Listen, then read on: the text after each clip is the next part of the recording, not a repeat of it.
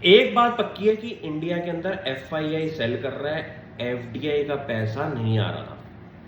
लेकिन पिछले एक साल में जितनी इंटरनेशनल ट्रिप्स हुए हैं हमारे पॉलिटिशियंस के, big level member of parliaments के, हमारे प्राइम मिनिस्टर के, उनके अब ग्रीन शॉट्स विजिबल है इंडियन स्टॉक मार्केट के अंदर। क्यों?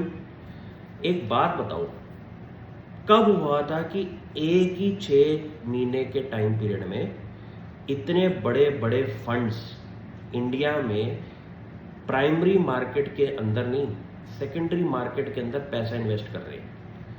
यस बैंक को इन्वेस्टर मिला, सम्मान कैपिटल को इन्वेस्टर मिला, आरबीएल बैंक को इन्वेस्टर मिला। फाइनेंशियल सेक्टर के अंदर अगर पैसा बाहर का आ रहा है ना, तो ये समझ लो कि अब स्टेडली हमारे पास एफडीआई का पैसा भी आ रहा है। लेकिन परफॉर्मेंस वाइज अगर बात करा जाए तो पिछले 3-4 साल में इतनी हलचल हो नहीं रही थी।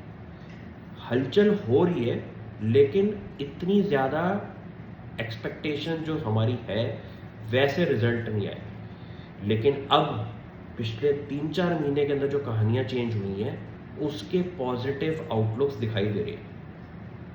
आदमी को ये देखना है कि पिछले साल और इस साल के अंदर निफ्टी तो सेम नंबर पे है, ग्रोथ तो हुई नहीं, लेकिन बेस हमारा स्ट्रांग है, क्योंकि हम अंडर परफॉर्म तो नहीं करें ना अपनी ही एग्जिस्टिंग मार्केट को।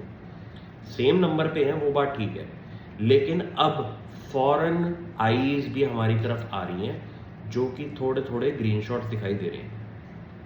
पॉजिटिवनेस है, लेकिन उम्मीद पिछले साल जितनी थी अब मेरी है नहीं, क्योंकि क्या हो गया, इतनी एक्सपेक्टेशन थी इन लोगों के आने की, लेकिन वैसा कुछ हुआ नहीं।